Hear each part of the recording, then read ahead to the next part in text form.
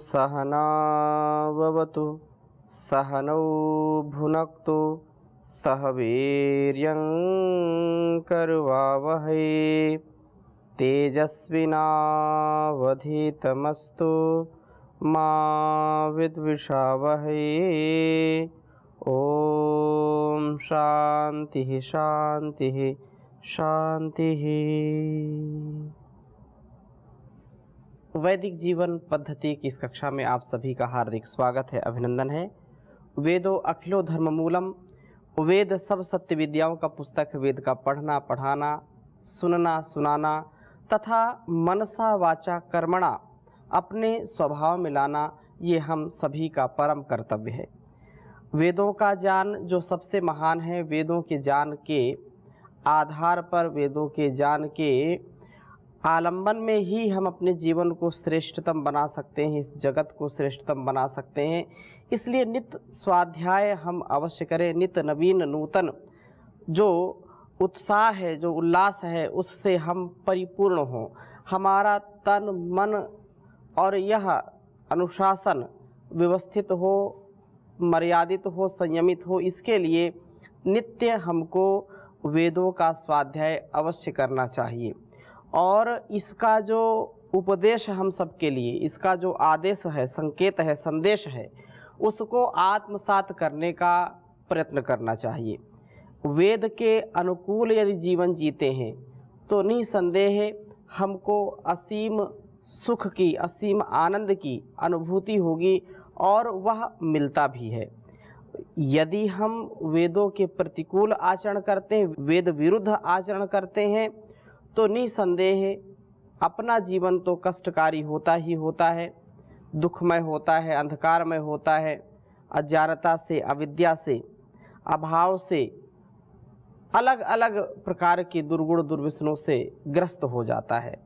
व्यक्ति जीवन जीने में त्रस्त हो जाता है। इसलिए हम वेदों का स्वाध्याय सारे कार्यों को करते करते, कुछ लोग बोलते हैं हमको स्वाध्याय करने का समय नहीं मिलता, एक भी शब्द, एक भी मंत्र यदि हम पढ़ लें, सुन लें, समझ लें और उसका एक अंश मात्र भी अपने जीवन में उतार लें, तो यह जीवन बहुत ही आनंदमय हो जाएगा। अपने निज कर्तव्यों का हमको बोध होना चाहिए। शरीर के लिए क्या कर्तव्य है, संबंधों में क्या कर्तव्य है, संसार के लिए क्या कर्तव्य है। जब कर्तव्य का बोध होगा तो व्यक्ति उस कार्य के लिए, उस कर्म के लिए तत्पर भी होगा। तो ऋग्वेद के 5वें मंडल के 31वें सूक्त के 15वें मंत्र का स्वाध्याय आज हम करेंगे। बहुत सुंदर वेद मंत्र है यह। 30वां पहले हम पढ़ लेते हैं, फिर 31वां आरंभ करेंगे। तो 30वें सूक्त के 15वें मंत्र को आपके समक्ष रखूंगा मैं। ओम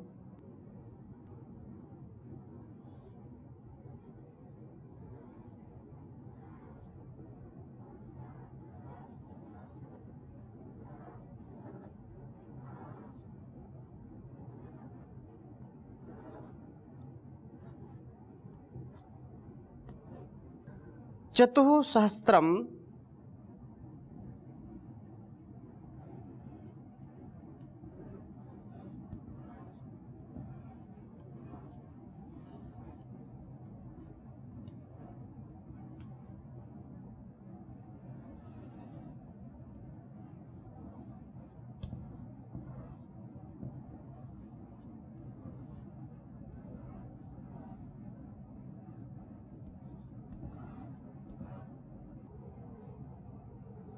गव्यस्य पश्वः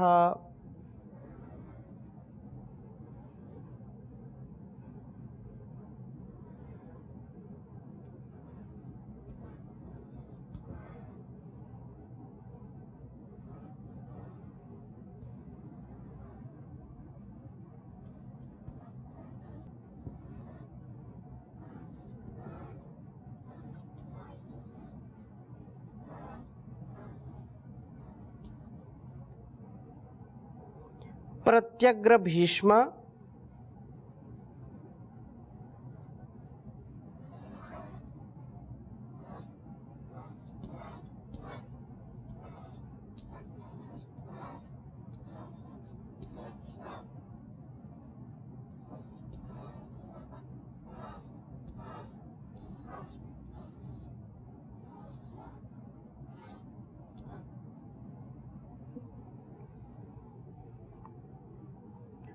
ऋषमेश्वग्ने।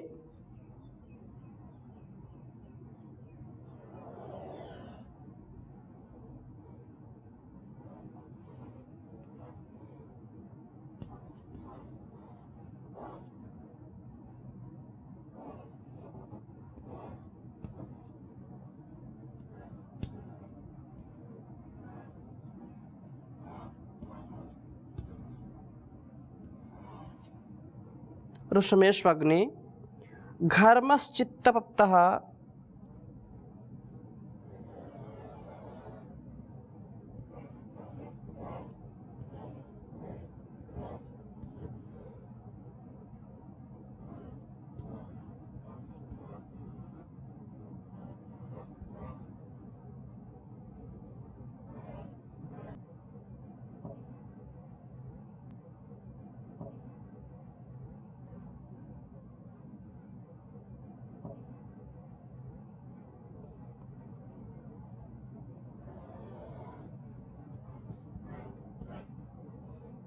घर्मश्चित्तप्तः प्रवृजे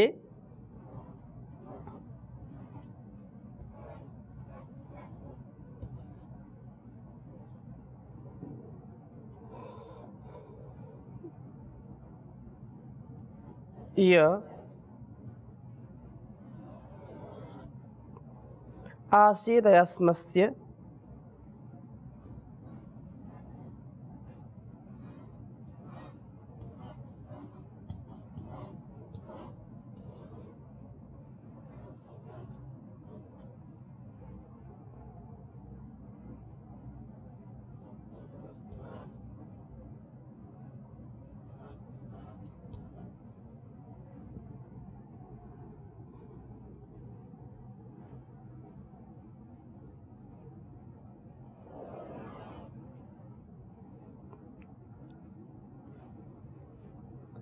आसीदयमयस्तं वादाम।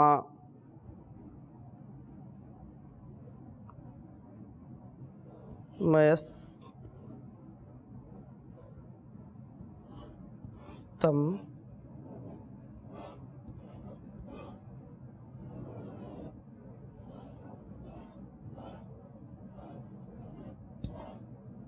तं वादाम विप्राः।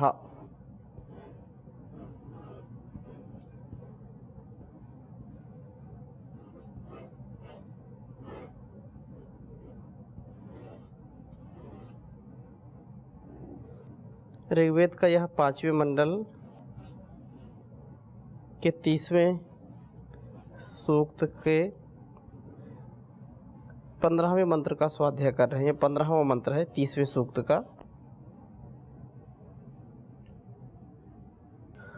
ओम चतुस्सहस्रम गव्यस्य पश्वः प्रत्यग्रभ्रीष्म ऋषमेश्वग्ने घर्मश्चित्तप्तः प्रवृजेय आसीदयस्मयस्तं वादाम विप्राः।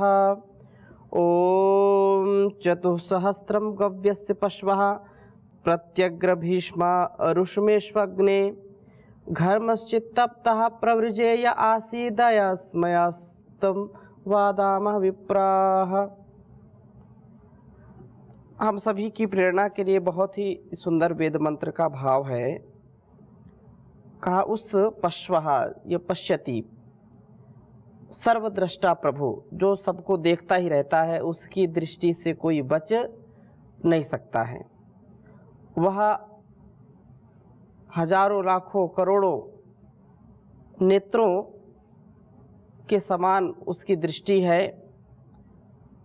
चाहे जल हो, थल हो, नभ हो, कहीं पर भी व्यक्ति उसकी दृष्टि से बच नहीं सकता, उसकी नज़र से बच नहीं सकता।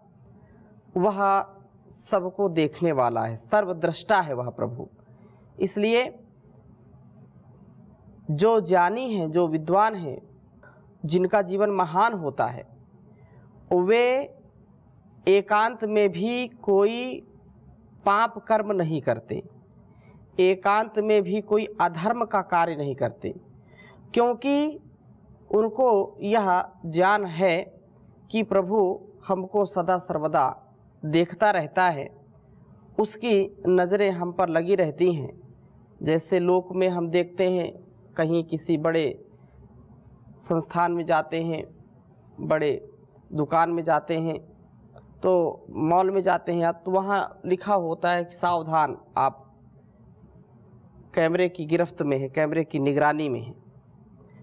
कैमरे चारों ओर लगे हैं, व्यक्ति चौकन्ना हो जाता है, बिल्कुल होशियार होकर के कार्य करता है कि कहीं ऐसा कोई कार्य ना हो जाए जो मेरे लिए मुसीबत खड़ी हो जाए। कदाचित हर स्थान पर कैमरे नहीं लगे होते हैं और व्यक्ति बेरोक बेटोक कार्य करता है। यदि कभी कैमरे खराब भी हो जाए, कभी लाइट नहीं है, कभी कुछ नहीं, कभी कुछ नहीं, तो यहाँ के कैमरे तो धोखा दे देते हैं। परंतु ईश्वर के जो कैमरे चारों ओर हर स्थान पर लगे हुए हैं, जल थल नभ में हर स्थान पर है, कहीं भी वो कभी धोखा नहीं देते हैं। और व्यक्ति यदि सदा सतर्क सावधान होकर के अपने जीवन का निर्वहन करता है, तो वह कभी भी गलत विचार, गलत आहार, गलत व्यवहार नहीं करेगा। और ऐसा जब दृढ़ता आ जाएगी उसके अंदर, तो वह व्यक्ति सदा सर्वदा सर्वत्र उन्नति के पथ पर अग्रसर होगा आगे। तो यही यहाँ बात कही है कि प्रभु आप तो सर्वद्रष्टा प्रभु हैं। गव्यस्य इन ज्ञान दुग्ध दात्री वेद धेनुओं के चतुःसहस्त्रम यजुर्वेद सामवेद रूप 4000 मंत्रों को हमने ऋषमेशु वासनाओं के संहारक उपाध्यायों के चरणों में बैठ कर के प्रत्यग्र भीष्म ग्रहण किया है। ऋग्वेद जो 10,000 मंत्रों से भी अधिक मंत्र हैं, और इसी प्रकार से सामवेद, यजुर्वेद, जो इन मंत्रों में हमको उपासना और जीवन जीने की जो कला है, जो कर्मकांड है, उसका परिज्ञान होता है। तो हमने इसको विधिवत अपने बड़ों से, अपने आचार्यों से श्रद्धापूर्वक इसको पढ़ा है, समझा है, जाना है, इसका स्वाध्याय किया है। और हे अग्रणी प्रभो, घर्म यह शक्ति की उष्णता वाला शरीर चित तपतः निश्चय से खूब ही तप वाला हुआ है। अर्थात हमने गुरु की सन्निधि में, गुरु की शरणागति में, महापुरुषों की शरणागति में हमने इस कल्याणी वेदवाणी का श्रवण किया है, मनन किया है, उसको जीने का प्रयत्न किया है। क्योंकि विद्या 4 प्रकार से ही हमारे जीवन में फलीभूत होती है, सफल होती है। प्रथम काल तो 25% सुनने से, श्रवण से, तो इसको आगम काल कहते हैं। आगम काल जब हम पढ़ते हैं, गुरु से सुनते हैं, गुरु समझाते हैं, कोई महापुरुष समझाता है, तो समय 100% विद्या नहीं आएगी, केवल 25% विद्या आती है। आगम कालेन, स्वाध्याय कालेन, फिर उसी विषय को, उसी संदर्भ को हमने स्वयं चिंतन किया, उसको पढ़ा, समझा, जाना, पुरुषार्थ उस पर किया, तो 25% विद्या और आ जाती है, तो 50% विद्या हो गई। पहले हमने सुना, फिर स्वयं उस पर पुरुषार्थ किया, स्वाध्याय काल उसको कहते हैं। फिर जैसा सुना था, जैसा पढ़ा था, जैसा अनुभव किया था, वैसा ही दूसरों को बताना, वो प्रवचन काल कहलाता है। तो प्रवचन काल दूसरों को वैसा का वैसा हमने बता दिया, तो विद्या फिर 75% विद्या हमारे जीवन में उतर जाती है, 75% विद्या हस्तगत हो जाती है। फिर भी 25% विद्या बची हुई है। उसके लिए फिर क्या करना? उसके लिए ये करना, उसको कहते हैं अपने जीवन में उतारना, अर्थात व्यवहार काल। व्यवहार काल में जब विद्या आ जाती है, तो विद्या का 100% लाभ हमको मिलता है, विद्या सफल हो जाती है, अर्थात हम सफल हो जाते हैं। विद्या जो हमने पढ़ा था उस विद्या का लाभ हमको समुचित मिलने लगता है। तो प्रथम आगम काल, दूसरा स्वाध्याय काल, तीसरा प्रवचन काल, चौथा अपने जीवन में उतारना अर्थात व्यवहार काल। तो यही बात यहाँ है कि जो हमने पढ़ा, गुरुजनों से सुना, उसको धारण करके शरीर को देदीप्यमान बना लिया हमने। यह शरीर वास्तव में इतना तप से परिपूर्ण हो गया है जो वज्र की भांति हो गया है। मैंने तपस्या पूर्वक इस गुरुकुल में, आचार्य कुल में, आचार्य की सन्निधि में बिताए हैं। अतः यह जो उत्तम शरीर है, यह शरीर प्रवृजे आसीत, सब रोगों और दोषों से बच करके यह वास्तव में तपमय बन करके वज्र की भांति फौलादी हो गया है। प्रवृजे आसीत, सब रोगों और बुराइयों को छोड़ने वाला हुआ है। वह अयस्मय, लोहे का बना हुआ है, अर्थात दृढ़ता से परिपूर्ण है। हम विप्राह, ज्ञानी बन करके तम उस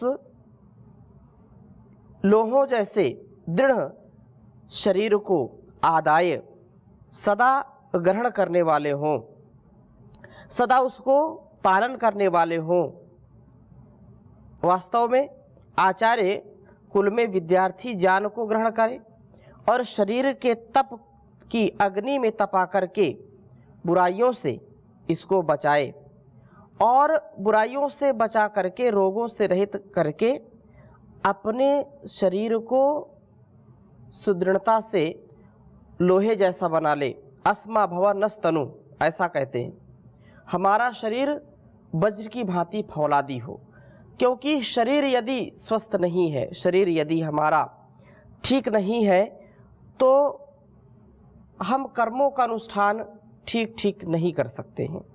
और कर्मों के लिए यह शरीर मिला है, क्योंकि कर्म प्रधान है। जब स्वयं अपने शरीर को तपाएंगे नहीं, स्वयं इसको मजबूत नहीं बनाएंगे, तो बाहर के रोग दोष हमको सताएंगे। भोग से रोग आते हैं, यत्र भोगाः तत्र रोगाः। यदि भोग में इसको हम बनाएंगे तो रोग से बच नहीं सकते। यदि हम ब्रह्मचर्य पूर्वक इस विद्या को पढ़ते पढ़ते, अपने वैदुष्य को बढ़ाते बढ़ाते, शरीर को, मन को, अर्थात तन मन को, मानसिक और शारीरिक सामाजिक आरोग्यता को हस्तगत करें। और यह कब संभव है? जब हम आचार्य के सन्निधि में रहेंगे, हम श्रेष्ठ जनों की संगति में रहेंगे, हम उपाध्यायों की संगति में रहेंगे, तो निसंदेह हमारा जीवन श्रेष्ठ बनेगा ही बनेगा। इसमें कोई संशय नहीं रहना चाहिए। शास्त्रों में अलग अलग ग्रंथों में आता है, अस्मा भवनस्तनु वेदों में आया और कहा कि वज्रादपि कठोराणी मृदूनी कुसुमादपि। यह हमारा शरीर वज्र से भी ज़्यादा कठोर हो, वज्र से भी ज़्यादा मजबूत हो, फौलादी हो। और हृदय कैसा हो? फूलों से भी कोमल हृदय होना चाहिए। संत हृदय नवनीत समाना, मक्खन जैसा मुलायम होना चाहिए हृदय। और ऐसा हृदय का भाव जो दयालुता है, जो कृतज्ञता है, जो समरसता है, जो प्रेम है, स्नेह है, वात्सल्य है, जो करुणा है, उस प्रकार से हम अपने जीवन को बनाएं कि भावों की दीनता हमारे अंदर ना हो। यदि भाव हमारे जीवन में है, सद्भावना से यह जीवन सुंदर बन जाता है। सद्भाव हमारे अंदर हो, छल कपट से हम दूर हों, तो निसंदेह जीवन इतना सुंदर होगा कि अपने को भी और इस संसार को भी अच्छा बनाएंगे। और भला हम करें, कभी भी जीवन में बुराई को अपनाना नहीं चाहिए। कर ले भला होगा भला, अंत भला है, बस यही संसार में जीने की कला है, बस यही संसार में जीने की कला है। कर ले भला होगा भला, अंत भला है, बस यही संसार में जीने की कला है, बस यही संसार में जीने की कला है। जिसने नेकी बदी को विचारा, भेद जीवन का समझा वो सारा। जिसने नेकी बदी को विचारा, भेद जीवन का समझा वो सारा। रंग भरी दुनिया से वह मुँह मोड़ चला है, रंग भरी दुनिया से वह मुँह मोड़ चला है, बस यही संसार में जीने की कला है, बस यही संसार में जीने की कला है। पाप जिसने कभी ना किया है, दीन दुखियों को जीवन दिया है। पाप जिसने कभी ना किया है, दीन दुखियों को जीवन दिया है। उनका हरा भरा सदा बाग फूला फला है, बस यही संसार में जीने की कला है, बस यही संसार में जीने की कला है। उस पिता की शरण में जो आया, ईश भक्ति में मन को लगाया। उस पिता की शरण में जो आया, ईश भक्ति में मन को लगाया। क्रोध की अग्नि में वो कभी नहीं जला है, बस यही संसार में जीने की कला है, बस यही संसार में जीने की कला है। शोक सिंधु से चाहते हो तरना, भूल कर भी बुरा कुछ न करना। शोक सिंधु से चाहते जो तरना, भूल कर भी बुरा कुछ न करना। मान लो इसकी बड़ी बेमोल सलाह है, बस यही संसार में जीने की कला है, बस यही संसार में जीने की कला है। कर ले भला होगा भला, अंत भला है, बस यही संसार में जीने की कला है, बस यही संसार में जीने की कला है। ओम शांति शांति शांति।